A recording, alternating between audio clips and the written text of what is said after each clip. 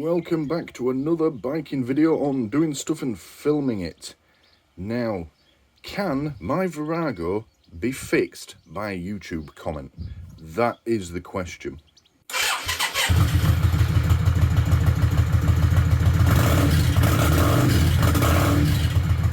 Right, so, a couple of days ago, at the time of filming anyway, I woke up to a comment on one of my previous biking videos. It's the one where I gave this bike a full service. It's the Virago full service video, I think I've called it, something like that anyway. So, and in that video I talked about how it seems to be underperforming, does this bike. I think I've mentioned it in a few different videos. It will absolutely fly up to about 60 mile an hour with less than half throttle, but then if you want to do 70, say if you're on a motorway, you need to just pin it at full throttle, and it takes an age to get there.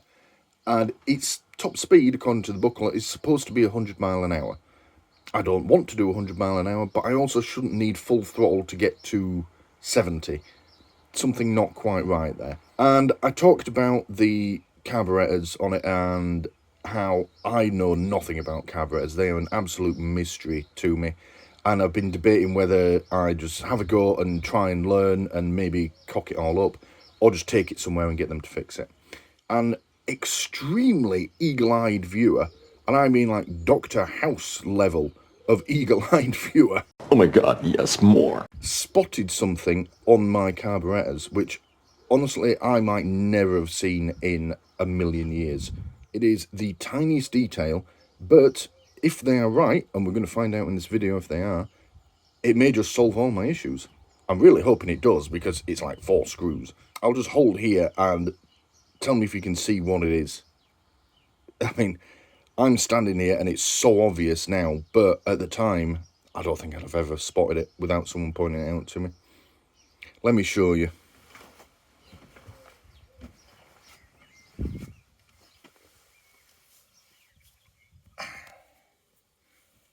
That bit there, or more specifically, this bit. You see, on that one, this little bit here is covering up that hole. But this cover looks to have been put on wrong by whoever last fiddled around with my carburetors. Wasn't me, previous owner. Has put this on wrong. It's off by 90 degrees. And apparently that has something to do with the vacuum, which affects how that front carb works. I mean, I never would have spotted that. Even if I knew something about carburetors, I never would have spotted that. So, the plan is, get these screws out. That one, of course, is different to the other 3 because I don't want it to be too easy, do we? Get it off, turn it around, take it for a ride and see what happens. If that fixes it, I'm going to be amazed. The pessimist in me makes me think I'm not that lucky. But the optimist in me thinks it may just transform the bike. Yeah, let's hope. Right, let's crack on. First things first, let's do a before and after test. Now, apart from the lack of power at higher speed, the other thing that I haven't really complained about it, I just found it odd, is the startup on this. The choke doesn't seem to make any real difference to starting this bike. I mean, if it's extremely cold, it does. Now, at the moment, it's sunny, but it is quite chilly. I moved the bike out of the shed, knowing I was going to film this video about 7 o'clock this morning. Went back inside to have a coffee, came back out, and it had chucked it down, and now it's sunny again. That's why the bike's all wet. Never mind. So, we'll start her up, let her run for a short time. What normally happens is it sounds like it's running on one cylinder. I thought it was the back one that wasn't working, but I'm wondering if it's now going to be the front one. But that doesn't really matter. We'll start up, see what it's like, and then once I've fixed it, we can do another comparison and see how it goes. Right, let's do that. Fucking hell. Well, that's a great start. That's the light and camera mount just collapsed. At least it waited for me to finish filming. Fuck's sake. Right, let's try that again. Right, so no choke.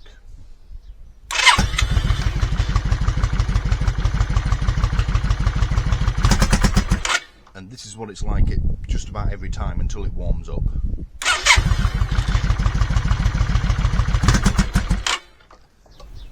Doesn't want to rev up. Starts okay-ish, doesn't want to rev up. Sounds like it starts misfiring as soon as you do. I wonder...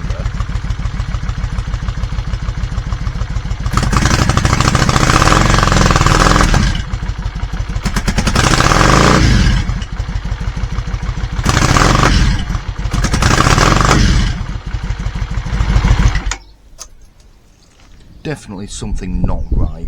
Putting my finger on the hole doesn't seem to make much difference, but then I wonder if this little pipe looking thing has something to do with it. Right, let's get that fixed. Right, first things first, need to get this out of the way, because otherwise I can't get to that screw. Typical.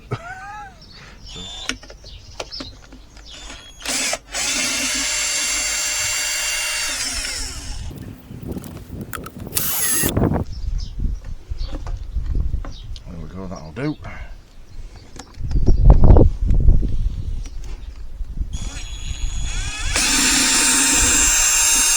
Well, the comment said they're normally really tight. That I probably didn't need this far. I could have just undone it with my fingers. I think we'll check all of these once we've done this. Yeah, they're not tight at all. Okay. You watch, this is when it all just pings apart. Like that. I knew that was coming. Fuck's sake. Right, well, that was a delightful cock-up. Let's see if we can get this back together. I suspect, given how easily that came out, this probably wasn't in properly to begin with. Also, that O-ring there is apparently removable. Thankfully it hasn't fallen out. That's fun. But yeah, let's just try and get this back together. There is a correct way to put this in as well. I'm tempted, you know, to take this one off and see what it looks like, because now I'm beginning to wonder if this has had a really bad carb job done at some point in its life. So that sits on there. The spring goes through. In fact, let's just try putting this together in my hand. You know, some people go mad for carburetors. They sing their praises no end, act like they're the best invention in the history of mankind. I'm doing a relatively small task on one and it's a ball ache. I am not enjoying myself. Right, and we've got to get this membrane to line up with all that as we put it back together. You go in there and make a seal.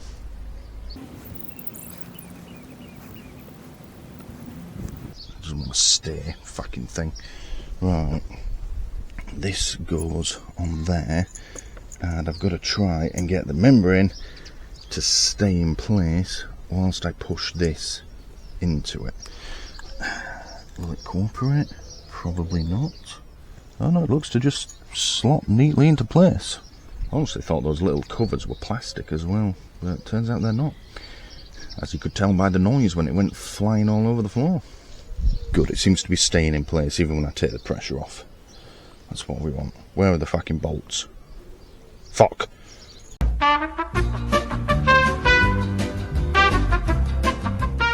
Interestingly, now I've got the parts back in the right order and the right way around, it's not trying to ping apart anymore. So I wonder if all those internal gubbins were just the wrong way around. Right, let's tighten this up and we'll take the other one apart after that.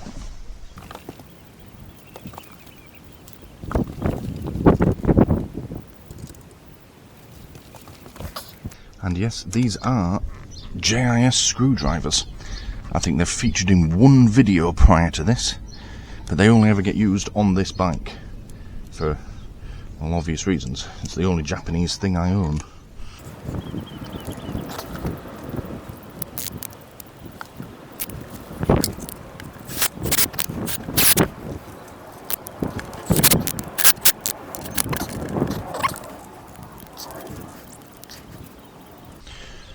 That's one side done. Let's do the other.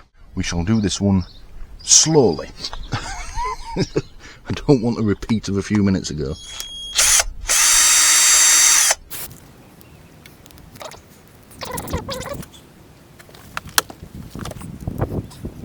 Interestingly, these screws are noticeably tighter coming out than the other ones. So maybe this one will be just fine. I am, however, going to keep a hold of it so it doesn't ping out everywhere again, because that was fucking annoying.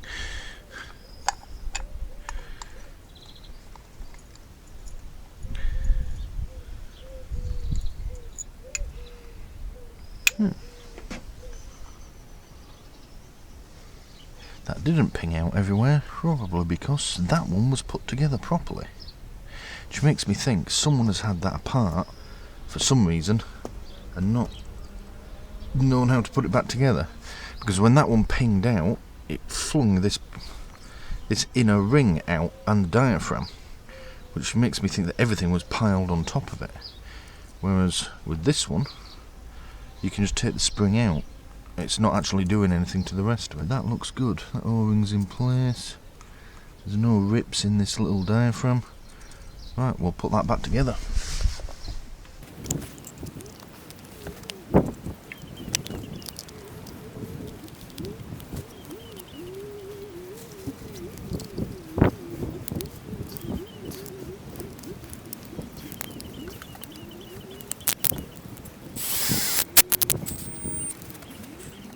Right, let's try again.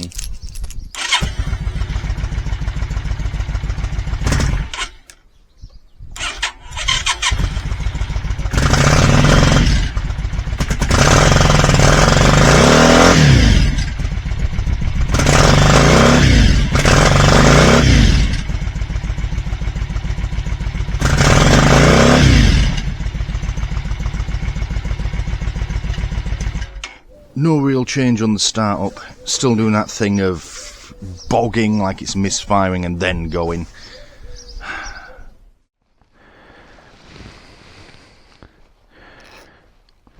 Hopefully this footage isn't complete bollocks.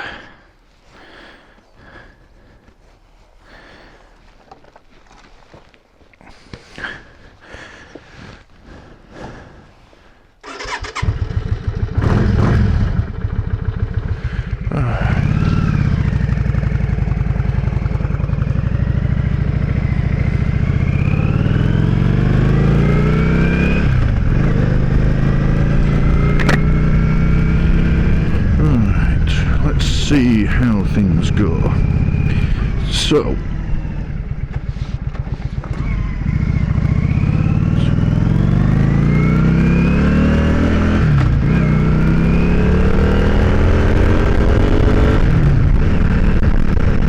that feels about the same. Also, I'm giving it some.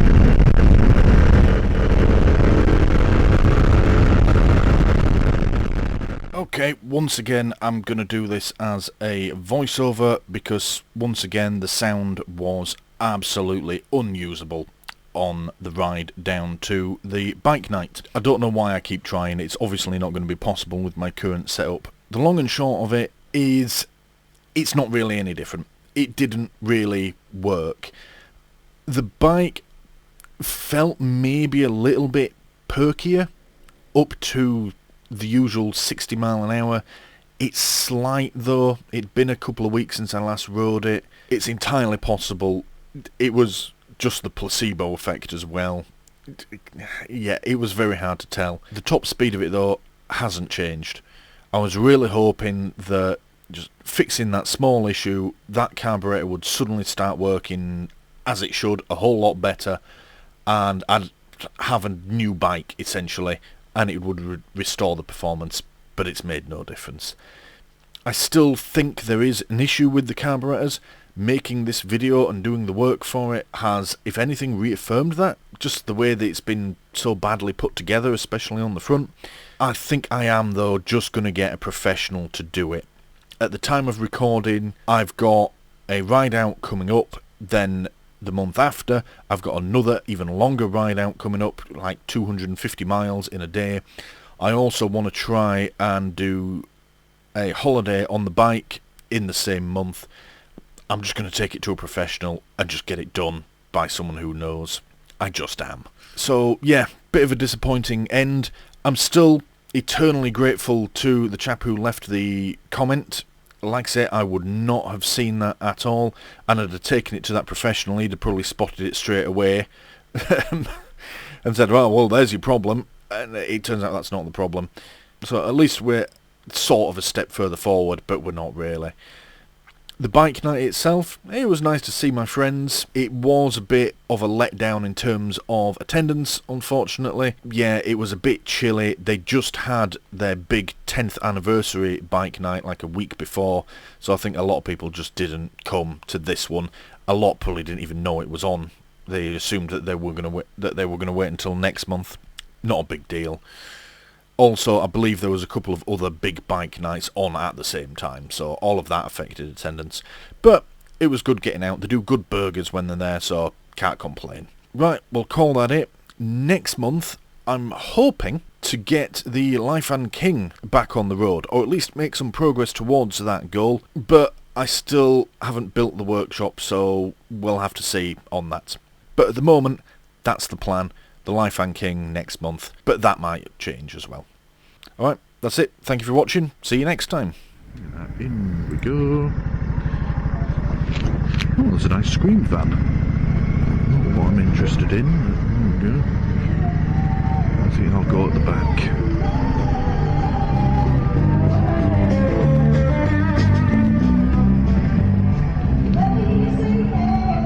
Oh, there's a curb there. Thank you for watching this video on doing stuff and filming it. Please don't forget to press the big button here in the middle to subscribe if you haven't already done so. If you liked what you just saw, please click the like button below and leave a comment letting me know what you liked about it. And as always, thank you for watching.